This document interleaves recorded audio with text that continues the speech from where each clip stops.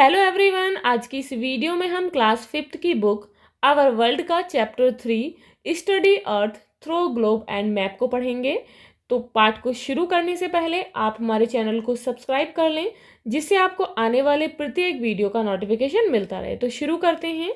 तो यहाँ पर हम इस चैप्टर में किसके बारे में जानेंगे? ग्लोब और मैप के बारे में, कि ग्लोब जो है किस लिए यूज़ किया जाता है और मैप का क्या यूज़ होता है। तो स्टार्ट करते हैं। Sania and Sahil were gazing stars on the rooftop of their house. Sania और साहिल, गेजिंग कहते हैं घूरना, यानी कि एक टक देखते रहना। तो सानिया और साहिल अपने घर की छत पर स्टार्स को देख रहे थे, यानी कि उन्हें एक टक देख रहे थे। साहिल आस्क्ड सानिया, साहिल ने सानिया से कहा, you told me about continents, oceans and earth, कि तुमने मुझे कॉन्टिनेंट्स यानी कि महाद्वीप, ओशियंस महासागर एंड अर्थ और पृथ्वी, तुमने मुझे कॉन्टिनेंट्स, ओशियन और अर्थ के बारे में बताया। But tell me what does the earth look like, लेकिन मुझे ये भी बताओ कि ये जो हमारी अर्थ है वो किसकी तरह दिखाई देती है, इट मीन्स कैसी दिखाई देती है। सानिया आंसर्ड, सानिया ने उत्तर दिया, our earth is like a tilted orange, कि हमारी पृथ्वी जो है एक झुके हुए ऑरेंज की तरह है। विच इज रिवॉल्विंग अराउंड, जो कि घूमता रहता है। She got an orange from the kitchen, वह किचन से एक ऑरेंज लाई, and inserted a pencil in it, और इसमें एक पेंसिल इंसर्ट कर दी, इट मीन्स उसमें एक इस तरीके से पेंसिल लगा दी। She bent the orange in one side, उसने क्या किया, बेंट यानी कि झुका दिया ऑरेंज को, इन वन साइड एक तरफ, on the tip of the pencil, pencil की टिप पर उसने ऑरेंज को एक तरफ झुका दिया। She rotated the orange on the tip of the pencil, उसने पेंसिल की टिप पर ऑरेंज को रोटेट किया यानी कि घुमाया। लाइक दिस ऑरेंज, और इस ऑरेंज की तरह ही our earth is not a sphere completely, हमारी जो पृथ्वी है वो बिल्कुल स्फेयर नहीं है, यानी कि गोल नहीं है। ये कैसी है? इस ऑरेंज की तरह है। It is slightly flat eight the top and the bottom, ये जो है बिल्कुल फ्लैट यानी कि स्लाइटली फ्लैट, समतल है थोड़ी सी, टॉप ऊपर से और थोड़ी सी बॉटम यानी कि नीचे से। There is north and south pole on the earth, पृथ्वी पर एक नॉर्थ पोल है और एक साउथ पोल है, यानी कि उत्तरी ध्रुव है और दक्षिणी ध्रुव है। See these parts of the earth on a globe, एक ग्लोब पर पृथ्वी के इन पार्ट्स को देखो। North pole is at the top, पृथ्वी का जो नॉर्थ पोल है यानी कि उत्तरी ध्रुव है वो ऊपर की तरफ है। मोस्ट पॉइंट ऑफ द अर्थ, यानी कि पृथ्वी का मोस्ट पॉइंट है, ऊपर का, टॉप मोस्ट यानी कि ऊपर की तरफ का हिस्सा है। The point which is at the bottom, और वह केंद्र जो कि नीचे की तरफ है ऑफ द अर्थ, पृथ्वी का, इज कॉल्ड साउथ पोल, उसे क्या कहा जाता है? उसे साउथ पोल कहा जाता है। In the centre of the earth there is an imaginary line called the equator, अब पृथ्वी के सेंटर यानी कि केंद्र में एक लाइन है, एक इमेजिनरी लाइन यानी कि काल्पनिक लाइन है, जिसे इक्वेटर कहा जाता है। इक्वेटर को हिंदी में कहते हैं भूमध्य रेखा। Now you can see here revolution and rotation, तो यहाँ पर ये क्या है? ये सन है। जब सन की रेज जो है पृथ्वी पर पड़ती हैं, तो जिस हिस्से में पृथ्वी के सन की रेज पड़ती हैं तो वहाँ पर डे होता है। ये अर्थ की पिक्चर है तो वहाँ पर डे है। अब जो बाकी का पार्ट है जहाँ पर सन की रेज नहीं पहुँच पाती हैं वहाँ पर नाइट होती है। अब ये जो पृथ्वी है ये अपनी इस तरीके से अपने रोटेशन पे यानी कि अपनी एक्सिस पर ऐसे ही घूमती रहती है, जिससे डे और नाइट होते हैं। इट मीन्स ये पृथ्वी घूमती रहती है, तो घूमकर जब नाइट होती है तो यहाँ पर सूर्य की किरणें यहाँ पहुँचती हैं तो दिन निकलता है। अब घूम कर ये फिर इधर पहुँच जाती है तो फिर से जो है क्या होता है, यहाँ डे होता है, यहाँ नाइट हो जाती है। तो इस तरीके से पृथ्वी जो है अपनी एक्सिस पर घूमती रहती है। अब नेक्स्ट है रेवोल्यूशन। तो रेवोल्यूशन में क्या होता है, जो ये अर्थ है ये सन का राउंड लेती है, यानी कि ये हमारा जो सूर्य है इसके चक्कर लगाती है। तो इससे क्या होता है, इससे हमारे मौसम बनते हैं, ऋतुएं बनती हैं। Earth rotates north pole to south pole on its own axis in west to east direction. Earth जो है रोटेट्स, घूमती है नॉर्थ पोल से साउथ पोल की तरफ, ऑन इट्स एक्सिस अपनी धुरी पर, वेस्ट डायरेक्शन से ईस्ट डायरेक्शन में। जैसे कि यहाँ पिक्चर में आपने अभी देखा, ये इस तरीके से घूम रही है। This movement of earth is called rotation. पृथ्वी के इस मूवमेंट को रोटेशन कहा जाता है। Earth also revolves around the sun. पृथ्वी सन का रेवोल्यूशन भी करती है, इट मीन्स सन का चक्कर भी लगाती है। This movement of the earth is called revolution. पृथ्वी के इस मूवमेंट को क्या कहा जाता है? रिवोल्यूशन कहा जाता है।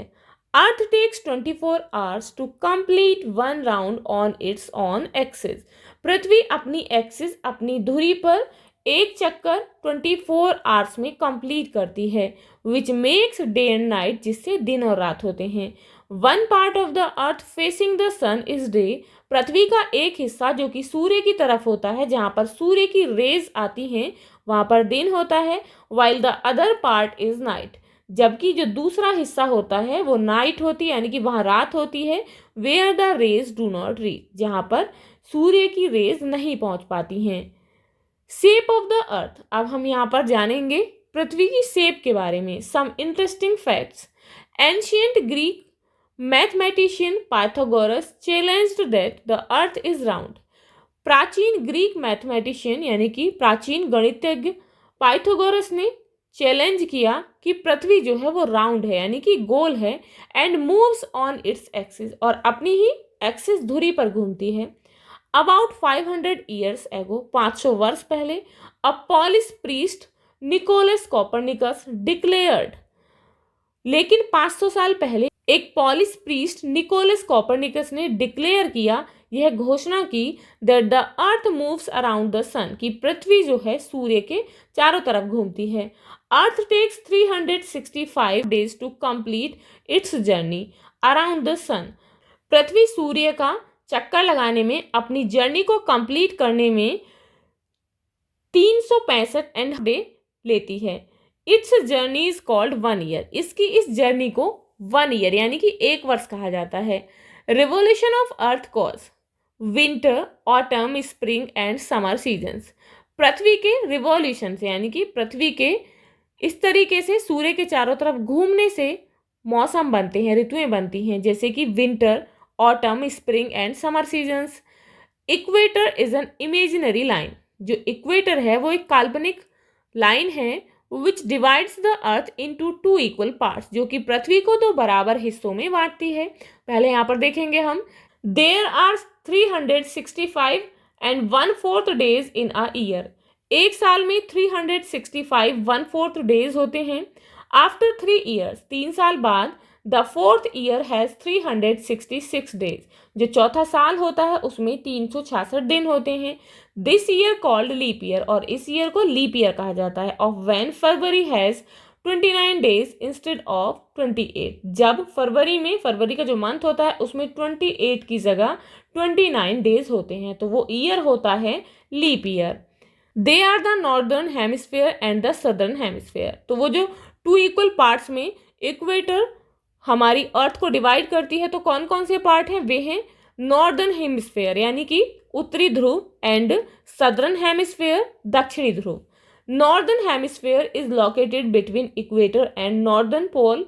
नॉर्दर्न हेमिस्फेयर जो है वो कहाँ पर स्थित है? वो नॉर्थ पोल और इक्वेटर के बीच में है, जबकि southern hemisphere is between equator and south pole. और जो हमारा सदर्न हेमिस्फेयर यानी कि जो हमारा दक्षिणी गोलार्ध है वो इक्वेटर और साउथ पोल के बीच में स्थित है। Half part of the earth is called hemisphere. तो हेमिस्फेयर किसे कहते हैं? जो पृथ्वी का आधा पार्ट है, जैसे कि इक्वेटर से हमारी जो अर्थ है उसे 2 बराबर भागों में बांटा जाता है, तो उसके हाफ पार्ट को हेमिस्फेयर कहा जाता है। The part of the earth which is towards the sun. पृथ्वी का वह पार्ट जो कि सूर्य की तरफ है, इस डे, वहां पर दिन होता है। And the other part is night, जबकि दूसरे हिस्से में रात होती है। Earth revolves on a elliptical path around the sun from west to east direction. हमारी अर्थ सूर्य के चक्कर लगाने के लिए वेस्ट से ईस्ट डायरेक्शन में एक अंडाकार पथ में घूमती है। तो यहाँ पर आप देख सकते हैं ये है सन, यहाँ पर है रिवोल्यूशन ऑफ द अर्थ, यहाँ पर अर्थ का रिवोल्यूशन दिखाया गया है।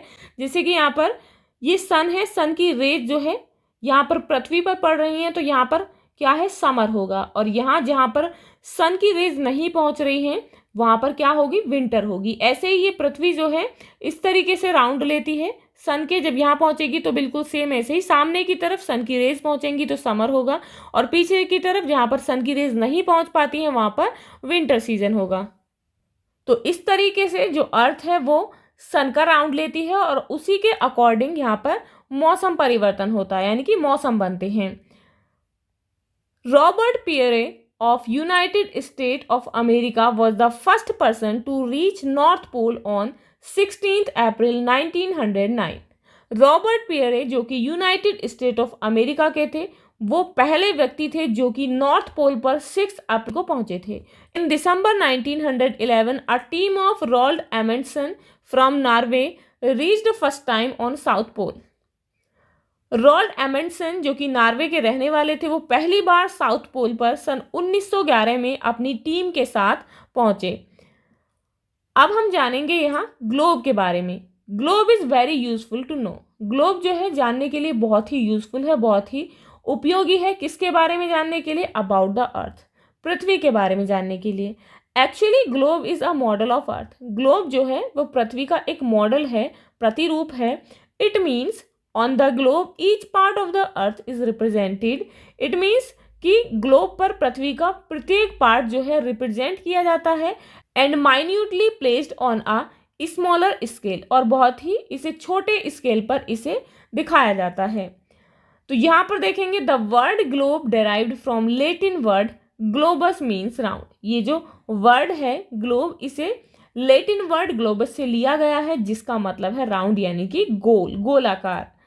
The first globe was made 500 years ago. पहला ग्लोब जो है वो 500 वर्ष पहले बनाया गया था। North and south America were not shown on it. इस पर पहले साउथ अमेरिका और नॉर्थ अमेरिका को नहीं दिखाया गया था। These continents were discovered by Italy's Christopher Columbus.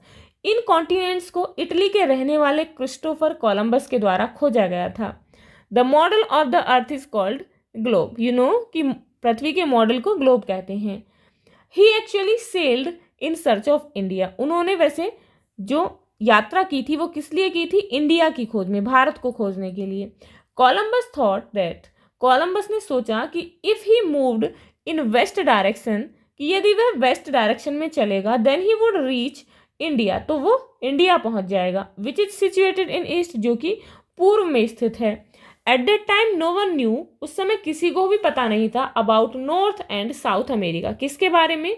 North और साउथ अमेरिका के बारे में उस समय कोई नहीं जानता था। When Columbus travelled through Atlantic ocean, जब कोलंबस ने अटलांटिक ओशियन के थ्रू अपनी यात्रा की, एंड रीच्ड अ कॉन्टिनेंट, और एक महाद्वीप पर पहुंचे, दैट ही थॉट, तब उन्होंने सोचा, इट वॉज इंडिया, कि ये जो है इंडिया है।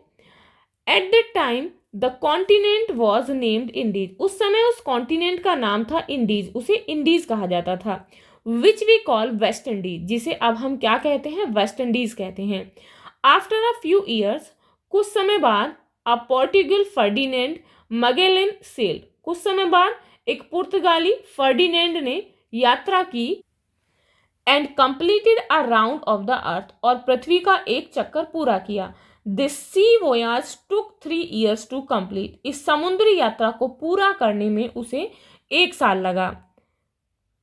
You can see here, this is the Columbus sea travel route, जहां से उसने यात्रा की थी, ये वही सी ट्रेवल रूट है। मैप, अब हम मैप के बारे में जानेंगे कि मैप किसे कहते हैं। How can we place globe, हम ग्लोब को जो है कैसे प्लेस कर सकते हैं, कैसे रख सकते हैं। To draw the picture of the earth on paper, किसी भी पेपर पर पृथ्वी की पिक्चर को ड्रॉ करने के लिए वी यूज अ मैप, हम एक मैप का यूज करते हैं। ऑन अ फ्लैट पेपर, एक फ्लैट पेपर पर, to display parts of the earth, पृथ्वी के हिस्सों को डिस्प्ले करने के लिए। इट मीन्स दिखाने के लिए, जैसे कि यहाँ पिक्चर में दिखाया गया है डिफरेंट पार्ट्स ऑफ अर्थ। ये जो है पृथ्वी के डिफरेंट पार्ट्स हैं जो कि ग्लोब पर होते हैं। You might remember that Sania explain, आपको याद होगा कि सानिया ने एक्सप्लेन किया था about the earth in the form of an orange. पृथ्वी को एक ऑरेंज के रूप में उसने बताया था। टेक एन ऑरेंज, आपको एक ऑरेंज लेना है। रिमूव इट्स पील केयरफुल्ली, इसे बहुत ही ध्यान से इसके छिलके निकालने हैं। And place these flat peels, और आपको इन फ्लैट यानी कि जो इसके पील्स हैं, छिलके हैं, ऑन द टेबल, एक टेबल पर रखना है। This will look like a map of the अर्थ। ये जो है कैसे लगेंगे, ये पृथ्वी के मैप की तरह दिखाई देंगे। Wrap a globe with tracing paper. अब क्या करना है, एक ग्लोब को आपको एक ट्रेसिंग पेपर से रैप करना है, ढकना है। Mark the line of continents. फिर क्या करना है, उस ट्रेस पेपर पर आपको कॉन्टिनेंट्स की जो लाइन है उन्हें मार्क करना है। Place it on the flat paper. उसके बाद फिर इसे फ्लैट पेपर पर रख देना है। Globe has taken the shape of map. तो वो ग्लोब जो है मैप की शेप ले चुका होगा, यानी कि उस पर उसकी शेप छप जाएगी। Just like a globe even on the map. बिल्कुल ग्लोब की तरह मैप पर भी each part of the earth is displayed. पृथ्वी का प्रत्येक हिस्सा जो है वो डिस्प्ले किया जाता है ऑन अ स्मॉलर स्केल, एक छोटे स्केल पर, यानी कि छोटे स्तर पर। एक्यूरेटली, बिल्कुल सही। आफ्टर मिनिमाइजिंग इट, इसे छोटा करके दिखाया जाता है। दैट इज वाई, और यही कारण है, on map 10 centimetre distance is shown in 1000 kilometre on surface. कि मैप में 10 सेंटीमीटर डिस्टेंस में 1000 किलोमीटर दूरी को उस सरफेस पर दिखाया जाता है। Now comparison between globe and map. यहाँ पर ग्लोब और मैप के बीच में हम कंपैरिजन देखेंगे। तो सबसे पहले देखते हैं map. On a map even a small place like a town, district और कंट्री कैन बी सोन। एक मैप पर जो है छोटे छोटे प्लेस जैसे कि टाउन, कोई कस्बा है, डिस्ट्रिक्ट जिला है, कोई देश है, इन सभी को दिखाया जा सकता है। Any part of the world can be shown also. इस पर कोई भी पार्ट या वर्ल्ड का कोई भी हिस्सा यहाँ पर दिखाया जा सकता है। बट ग्लोब, ग्लोब में क्या है, the entire earth can be shown on a globe. Globe पर पूरी पृथ्वी को दिखाया जा सकता है। World's small places can not be studied in detail. Globe पर इस वर्ल्ड के जो छोटे छोटे स्थान हैं उन्हें डिटेल में, यानी कि बहुत ही विस्तृत रूप से स्टडी नहीं किया जा सकता है। As compared to a map, एक मैप पर तुलना करने पर globe is a better model of the earth. Globe जो है वो पृथ्वी का एक अच्छा प्रतिरूप है, अच्छा मॉडल है। Because of the earth central part is bigger than its top. क्योंकि पृथ्वी का जो सेंट्रल पार्ट है, जो बीच का पार्ट है, वो बहुत बड़ा है then its top and bottom, इसके ऊपरी हिस्से के और नीचे के हिस्से की अपेक्षा। And globe shows it the same, और जो ग्लोब है इसे बिल्कुल सेम दिखाता है। Now let's do something. ये जो है आपको करने के लिए कुछ, तो आइए कुछ करते हैं। यहाँ पर keep one globe and map before you. आप जो है अपने सामने एक ग्लोब रखेंगे और एक मैप रखेंगे। Now compare both. आपको उन दोनों की तुलना करनी है।